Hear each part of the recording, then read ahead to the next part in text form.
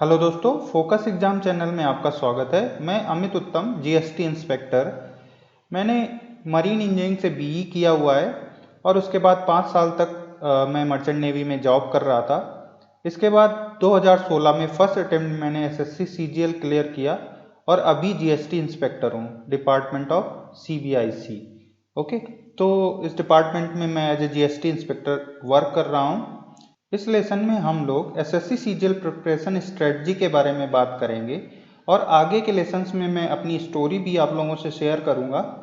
हम लोग उन सभी पॉइंट्स के बारे में बात करेंगे जो एसएससी सीजीएल में श्योर सिलेक्शन के लिए जरूरी हैं। ठीक है,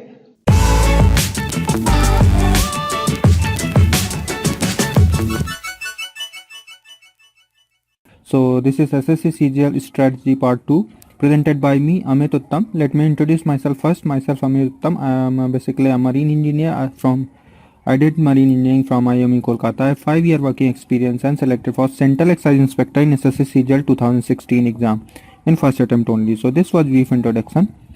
And so in the previous lesson I was talking about the exam itself, SSC CGL exam, और उसके बहुत सारे एस्पेक्ट्स के बारे में कि एग्ज़ाम क्या होता है एक्चुअली, और उसमें कौन कौन सी पोस्ट हैं और उसकी क्या क्या रिक्वायरमेंट्स हैं, एग्ज़ाम का पैटर्न क्या है। तो ये सारी बातें मैंने बताई इन शॉर्ट में, ठीक है। और मैंने ये भी बताया कि अगर आपको डिटेल नॉलेज चाहिए, और एक्चुअली होना चाहिए detail knowledge before starting the exam, okay, preparation, before starting the preparation आपको एग्जैक्ट नॉलेज, डिटेल नॉलेज होनी चाहिए। और उसके लिए सबसे अच्छा तरीका होता है कि आपको नोटिफिकेशन पढ़ना चाहिए, क्योंकि उसमें बहुत सारी छोटी छोटी बातें होती है जो प्रीवियस ईयर से हो सकता है चेंज हो जाती है, जो कि लोगों को पता नहीं होती है। ठीक है, मैं आगे इसका एक एग्जाम्पल भी दूंगा, आगे जब लास्ट लेसन होगा तो इसका एग्जाम्पल भी दूंगा। बट अभी के लिए और भी देखते हैं कि और इस स्ट्रेटजी के क्या अदर एस्पेक्ट्स हो सकते हैं। ठीक है, तो examination, repetitive pattern of question. तो एग्जामिनेशन जो है हमारा एसएससी सीजीएल का, वो उसमें बहुत सारा क्वेश्चन, बहुत सारा पार्ट जो ऐसा है वो रिपीटिशन होता है, प्रीवियस ईयर के क्वेश्चंस का ही रिपीटिशन होता है। ठीक है, अब वो अगर 10 साल के आप सारे क्वेश्चन पढ़ लेते हो तो उसमें बहुत सारी चीज़ें आपको दोबारा मिल जाती है। ठीक है, एग्जाम में एग्जैक्टली में मिल जाती है, और या फिर बहुत सारी माइन्यूट चेंजेस होते हैं जो कि एज इटसेल्फ चेंजेस होते ही नहीं है। ठीक है, तो ये बहुत ज़रूरी है ध्यान में रखना। इसके बाद तो ये चीज़ हमें सबसे अच्छे से समझ में आती है कि एग्ज़ाम का पैटर्न क्या है, रिपीटेटिव है। ठीक है, तो ये बहुत ही मोटिवेटिंग चीज़ होती है, बहुत ही प्लस पॉइंट होता है, क्योंकि हमें पता है एक्चुअली एग्ज़ाम में क्या पूछे जाने वाला है और हम उसको प्रिपेयर कर सकते हैं। जो चीज़ दिखती है उसको तो अचीव करना ज़्यादा ईजी होता है। Okay, almost 70% of question paper is from previous year, और ऑलमोस्ट 70% जो क्वेश्चन पेपर होता है वो प्रीवियस ईयर से ही आता है।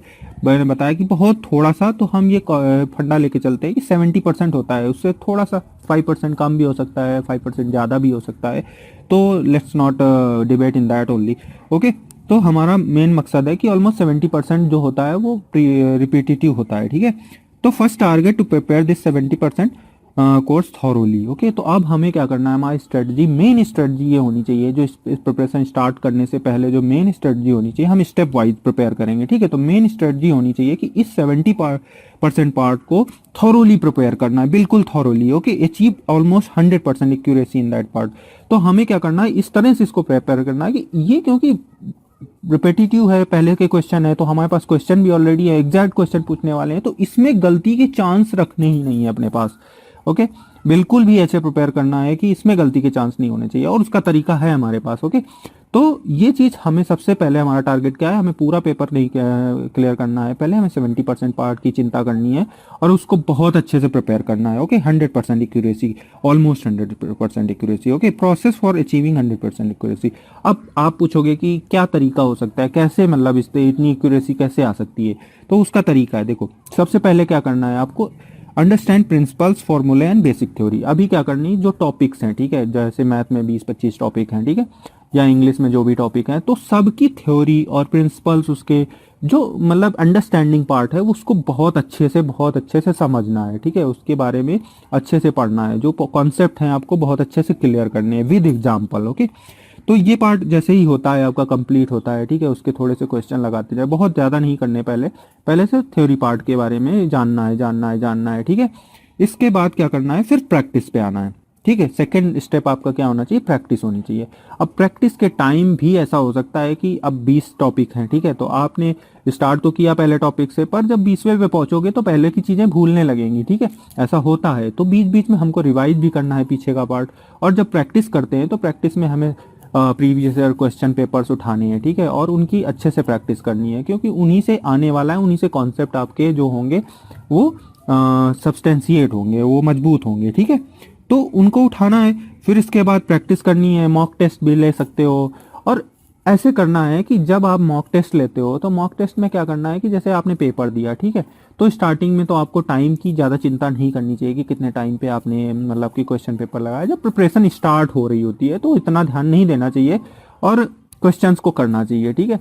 इसके बाद कुछ ऐसा पार्ट होगा, जरूर ऐसा पार्ट होगा जो कि आपको नहीं आता होगा या आप नहीं कर पा रहे होगे उस पर्टिकुलर टाइम फ्रेम में, तो फिर आपको क्या करना है, वो पर्टिकुलर पार्ट जो बार बार आपसे गलतियां हो रही हैं उनको फिर से वापस प्रिंसिपल और थ्योरी में जाना है और उनको वहां से फिर से समझना है, ठीक है, फिर से रिवाइज करना है, फिर से उसके एग्जाम्पल्स लगाने हैं और फिर अगली बार फिर से प्रैक्टिस करनी है। तो ये मेथड आपको बार बार प्रैक्टिस, देन फिर go back to principles and theory and then फिर से प्रैक्टिस। तो ये मेथड आपको बार बार यूज करना है, ठीक है। इससे क्या होगा, every time you use it, तो क्या होगा कि आपकी एक्यूरेसी, आपका अंडरस्टैंडिंग बढ़ती जाएगी, ठीक है। आप वो जो चीज़ें पढ़ोगे वो लूज नहीं करोगे, आपके दिमाग में बहुत ही स्ट्रांग होती चली जाएंगी, ठीक है। तो ये तरीका एक्चुअली हम लोगों को यूज करना है, ओके। तो ये सेकेंड स्टेप हो गया। फिर इसके बाद क्या होगा, थर्ड स्टेप ये होगा कि एक स्टेज ऐसी आएगी जब आपको काफ़ी चीज़ें मतलब मजबूत हो जाएंगी, बस उसमें थोड़ा सा टाइम लग रहा होगा, ठीक है।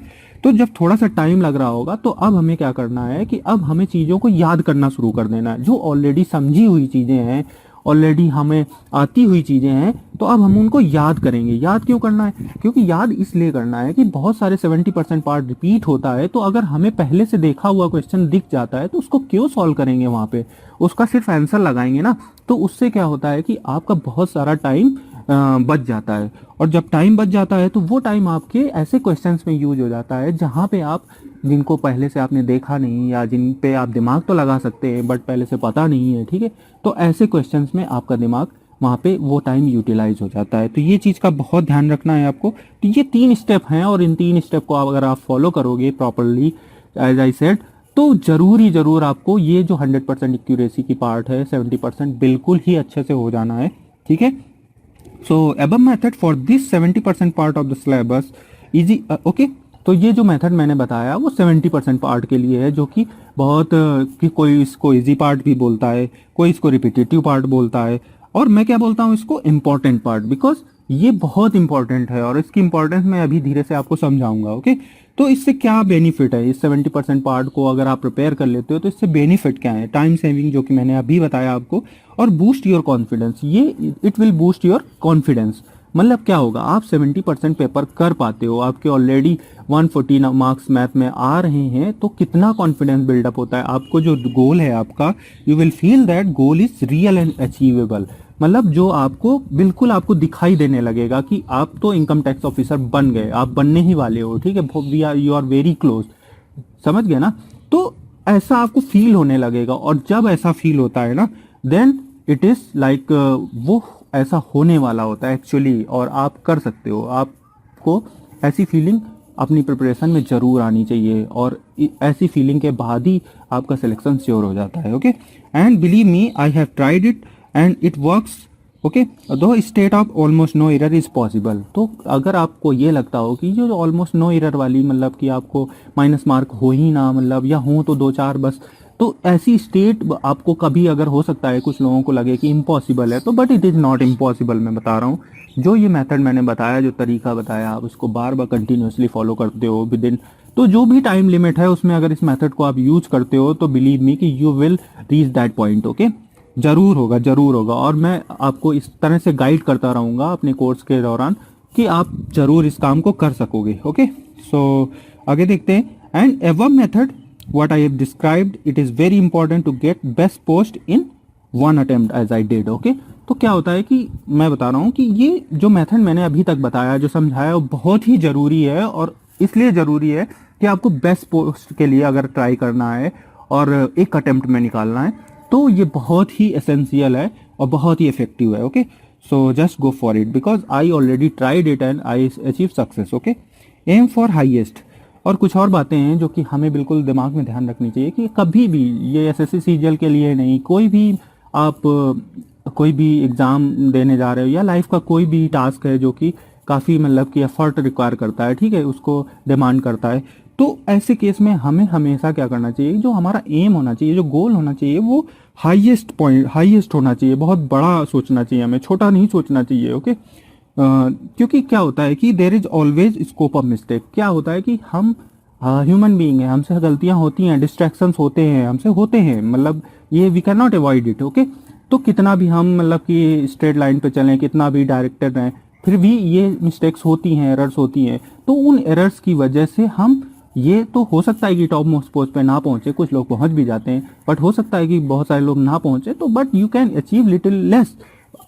ओके, तो इसलिए एम हाई एम करना जरूरी है। ओके, हमारी जो एम हो, हमारे गोल हो, वो काफ़ी ऊंचे होने चाहिए। तो अगर एसएससी सीजीएल का एग्जाम लेते हो तो आपको एम करना चाहिए कि आप इनकम टैक्स एग्जामिनर ऐसी पोस्ट के लिए एम करना चाहिए, 46 ग्रेड 100 ग्रेड पे के लिए एम करना चाहिए। ओके, तो इसलिए मैंने इस बात को यहाँ पे रखा, ठीक है। There is always scope of mistakes and cut off marks thinking. ये कट ऑफ मार्क थिंकिंग क्या होती है? कट ऑफ मार्क थिंकिंग ये होती है कि कुछ लोग ऐसे होते हैं कि उनको बस ये रहता है कि प्री का एग्जाम है यार, कट ऑफ तो क्लियर हो जाना चाहिए, कट ऑफ तो क्लियर हो जाना चाहिए। तो आपने अपना एम ही कट ऑफ डिसाइड कर लिया, ठीक है, रख लिया, तो आप क्या करोगे, अगर बहुत मैक्सिमम 100% अपना आउटपुट दोगे, अपनी एक्यूरेसी और अपना सक्सेस रेट 100% दोगे, तब जाके आप कट ऑफ तक क्लियर पहुंच पाओगे। और अगर थोड़ा सा भी, क्योंकि 100% तो इम्पॉसिबल ही है, लगभग कुछ ना कुछ तो मिस्टेक होती है, तो आप कभी कट ऑफ क्लियर करने में आपको इतनी मुश्किल होगी। तो ये सोच हमारी होती है, साइकोलॉजी होती है, जो कि हम नहीं समझ पाते हैं और हम इस तरह से सोचना शुरू कर देते हैं और अपने आप को हम लोग क्या करते हैं, डिग्रेड करना शुरू कर देते हैं, अपने अंदर निगेटिविटी लाना शुरू कर देते हैं, ठीक है। तो ये बहुत ध्यान रखना है कि ऐसी कट ऑफ वाली थिंकिंग नहीं रखनी है, ठीक है। आपको प्री में, जैसे कि मैंने डिसाइड किया कि मुझे प्री में टॉप करना है यार, ऐसे सोचो ना, टॉप करना है तुम्हें, वहाँ पे मार्क्स सबसे ज़्यादा लाने हैं, ठीक है। और फिर आप जब मेहनत करोगे तो वो बहुत अच्छी मेहनत होगी, बहुत अच्छा एफर्ट दोगे आप उसको, ठीक है। और अगर डर डर के कट ऑफ के बारे में सोचोगे तो आप कट ऑफ क्लियर करना भी इम्पॉसिबल हो जाएगा, मुश्किल हो जाएगा आपके लिए।